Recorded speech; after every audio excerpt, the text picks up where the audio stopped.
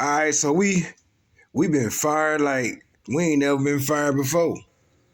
We done lost the job of our life. We was on the morning show. We was out there by ourselves up against the fraternal order of police and all of they boycotting and cancel culture and protesting of the sponsors from 100.3 The Beat. So now we on our own. So we go create a TV show. We get ourselves an internet station. We do everything we think we supposed to do, and we kept our name out there. You know, it was hard to come up on money, but we kept our name out there. Kaos was still rapping. We was pushing that. We created a lot of content on our little TV show that we had on the public access channel. We did what we had to do. Now comes a calling, Hot 104.1. After they didn't struggle to get the numbers to go up against 100.3 The Beat and all the other stations in the city. So we go from 2005 being fired, now it's 2007. I'm about to have my boy, my son.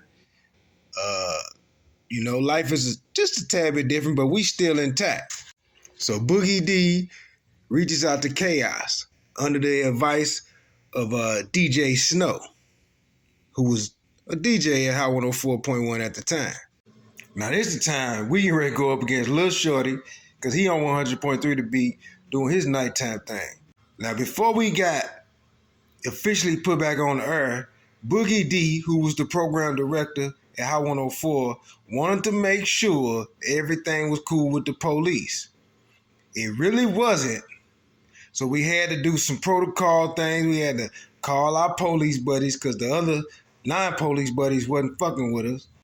We had to make sure that we can get some kind of public appearance of they cool. So that's what we had on our first show. We had Vail the City, Beverly Hills, Northwoods, all of them cops on our show to vouch for us.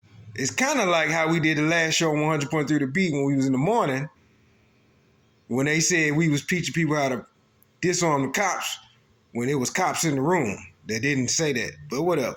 So we debuted the show.